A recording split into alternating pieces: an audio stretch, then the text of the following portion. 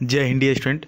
देखिए, जैसा इस समय देश में चल रहा है, आप देख रहे हैं कि रेलवे एनटीपीसी और ग्रुप डी को लेकर के जो धरना प्रदर्शन चल रहा है बच्चों के बीच में, मैं तो आपसे कहूँगा, आप एयरफोर्स की तैयारी करते हैं, नेवी की तैयारी करते हैं, मैं आपसे एक बार ज़रूर कहूँगा कि आप यूट्यूब पे जा कर के, अभी तो यूट्यूब पे ही हैं, आप इस वीडियो को देख रहे हैं, इस वीडियो के बाद आप उन धरना प्रदर्शन को देखिएगा। और जो कल परसों के डेट में इलाहाबाद में बच्चों के साथ हुआ, जो यूपी पुलिस वहाँ पर जा कर के उन बच्चों को मारी पीटी, ये सारी चीज़ें बहुत ही बुरी हो रही हैं देश के अंदर। ये सब देख करके अभी आपके पास थोड़ा वक्त है, क्योंकि अभी एयरफोर्स की तैयारी कर रहे हैं, नेवी की तैयारी कर रहे हैं, कोस्ट गार्ड की कर रहे हैं, तो अभी आपके पास तो वक्त है। क्योंकि 19 की जब एज जाती है तब ये इन वैकेंसीज से आपका एज ख़त्म हो जाता है, फॉर्म नहीं भर पाते, फिर एसएससी और रेलवे वगैरह में आप जाते हैं। तो वक्त रहते डियर स्टूडेंट पढ़ाई थोड़ा सा कर लीजिए, ताकि आप इन्हीं सब जॉब में आप नौकरी ले लें, या कि फिर आगे भी जा कर के आप देख रहे हैं कितना कंपटीशन बढ़ रहा है, सारी चीज़ें मतलब बहुत ही नेक्स्ट लेवल की हो रही हैं, प्रॉब्लम्स ही प्रॉब्लम्स हो रही हैं। ऐसे में अगर आप अच्छे से पढ़ाई कर लेते हैं, अच्छे से चीज़ों को सीख जाते हैं ना, तो मान लेते हैं कई बार ऐसा भी होता है कि तैयारी करते हुई आपकी नौकरी कभी कभी नहीं भी लगती है, लेकिन अगर आप पढ़े लिखे रहते हैं, अच्छी से आपके को किसी भी चीज़ की नॉलेज रहती है, तो लाइफ में कहीं ना कहीं कुछ ना कुछ आप कर ही लेते हैं। ठीक है, तो पढ़ाई में कोई कसर मत छोड़िए, एकदम जी जान लगा के पढ़िए। ठीक है, ताकि आने वाली जितनी भी मुसीबतें हैं, आपको उन सभी मुसीबतें जो हैं वो आपके आगे बहुत ही छोटी साबित हों। ठीक है, मैं यही कहना चाहूँगा कि जम कर के पढ़ाई कीजिए। और देखिए, पढ़ने वालों की कभी नहीं हार होती है। ये जो प्रॉब्लम्स हैं अभी, जो प्रोटेस्ट हो रहा है, सारी चीज़ें हो रही हैं, ये एक वक्त में धीरे धीरे सब ये सब सारी चीज़ें कम हो जाएंगी, ख़त्म हो जाएंगी। लेकिन अगर आपके पास जो आपका लास्ट में जो चीज़ बच जाएगा ना, वो आपके पास जो ज्ञान है, आपका जो नॉलेज है, वो आकर के लास्ट में बच जाएगा। तो उस नॉलेज को आप इम्प्रूव करिए। ठीक है, खैर आते हैं यहाँ पर। एक चीज़ मैंने यहाँ पर बताना आपको हम भूल गए कि देखिए, जो वन वर्ड सब्स्टिट्यूशन का था उसका 13 क्लास हो चुका था, ईडियम्स का 12 क्लास हुआ था, और ये 13वां क्लास है। क्लियर। आइए देखते हैं यहाँ पर जो पहला आपके लिए आज की इस वीडियो का क्वेश्चन है, वो है नॉट वर्थ अ रैप। इसको सर कैसे याद करेंगे? देखिए, वर्थ मतलब लायक होता है या योग्य होता है, आप समझते होंगे।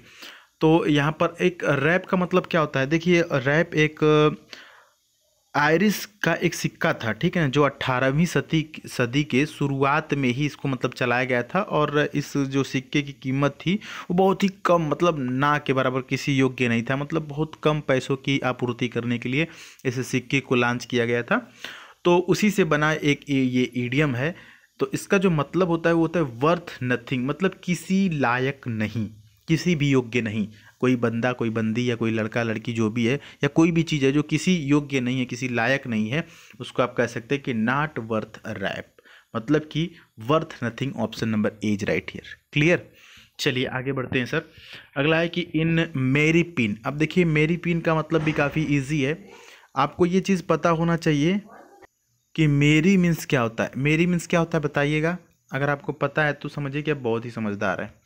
देखिए डियर स्टूडेंट, मेरी का मतलब होता है हैप्पी। क्या होता है? Happy, HAPPY। मेरी मीन्स क्या होता है? हैप्पी। और हैप्पी मतलब चीयरफुल, मतलब कि खुशी मूड। इन मेरी पी का मतलब होता है इन अ चीयरफुल मूड, यानी कि इन अ हैप्पी मूड, यानी कि खुशी का जो मूड होता है, हर्षित मूड या आनंदित मूड कह सकते हैं।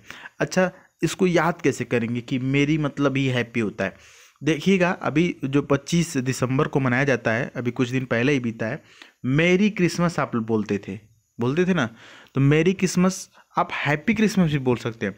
मेरी का मतलब ही हैप्पी होता है। ठीक है, मेरी, हैप्पी, चीयरफुल सब एक ही चीज़ है, तो इसलिए यहाँ पर याद करना काफ़ी आसान है। क्लियर। ऑप्शन नंबर डी यहाँ पर सही होगा, कोई डाउट नहीं होना चाहिए। अगला देखिएगा, यहाँ पर जो है नेक्स्ट वाला, वो है टू लीप द पेल। अब इसका मतलब क्या होता है सर? इसका मतलब होता है ना कि कर्ज में डूब जाना, कर्ज में डूब जाना। टू गेट इन टू डेब्ट, to spend more than one's income, किसी के इनकम से अधिक खर्च करना, मतलब कि कर्ज में डूब जाना, अपनी आय से अधिक खर्च करना। जब आप अपनी आय से अधिक खर्च करेंगे तो क्या हो जाएंगे, कर्ज में डूब जाएंगे। अब भैया कमा रहे हैं दिन का 100 रुपया और खर्चा कर रहे हैं 150 रुपया, तो 50 रुपया कर्ज तो होगा ही होगा। क्लियर। नेक्स्ट की तरफ बढ़ते हैं सर। ये देखिए काफ़ी इजी है याद करना, बहुत ही इंपॉर्टेंट, यहाँ पर मज़ा भी आएगा आपको।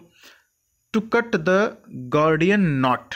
गार्डियन नॉट का मतलब समझ जाएंगे ना, तो आप इस ईडीएम को भी सॉल्व कर देंगे। गार्डियन नॉट का मतलब होता है जटिल समस्या, कठिन समस्या। कठिन समस्या या जटिल समस्या की इंग्लिश क्या होती है, गार्डियन नॉट। तो अब भाई गार्डियन नॉट मान लेते हैं ये एक कठिन समस्या थी, इसको हमने क्या कर दिया, कट कर दिया, मतलब खत्म कर दिया। कठिन समस्या को क्या करना, हल कर देना या खत्म कर देना। तो ऑप्शन नंबर क्या हो जाएगा सर, सी सही हो जाएगा ना। To solve a difficult problem, एक कठिन समस्या को सॉल्व करना या एक कठिन समस्या का हल निकालना, हल करना। बात समझ में आ गई, आगे बढ़ लेते हैं। चलिए नेक्स्ट वाला जो आपके सामने है वो यहाँ पर देखिएगा, है टू सो द विंड। सो मतलब बोना, विंड मतलब हवा। टू रैप द वर्लविंड, मतलब कि वर्लविंड का मतलब होता है तूफान, यानी कि हवा बोना और तूफान काटना। क्या मतलब हुआ सर, हवा बोना और तूफान काटना मतलब भैया अपने मूर्ख आचरण का भुगतान, मतलब खुद के लिए खुद भोगना, मतलब कि अपने मूर्ख आचरण के लिए भोगना। ठीक है, तो क्या हो जाएगा, ऑप्शन नंबर डी हो जाएगा। To suffer for one's foolish conduct. Foolish मतलब होता है मूर्ख, कंडक्ट मतलब कंडक्ट करना, मतलब आचरण, अपना जो मूर्ख आचरण है जो आपने खुद कंडक्ट किया है उसी के लिए खुद भोगना, सफ़र करना, अपने मूर्ख आचरण के लिए भुगतना। बात समझ में आई। चलिए आगे बढ़ते हैं। नेक्स्ट जो है देखिए, grass window. Sir grass window का मतलब क्या होता है सर, ग्रास विडो उस महिला को कहते हैं, समझिएगा, ग्रास विडो उस महिला को कहते हैं जिसके पति अस्थायी तौर पर उससे दूर रहते हैं। तो यहाँ पर ऑप्शन नंबर क्या होगा, जी हाँ सी सही होगा। A women whose husband is temporarily away from her, एक ऐसी महिला जिसके पति जो है कि उससे अस्थायी रूप से दूर रहते, that is a grass widow. Clear. Next देखिए है mad as a March hare. Hare, hare मतलब खरगोश।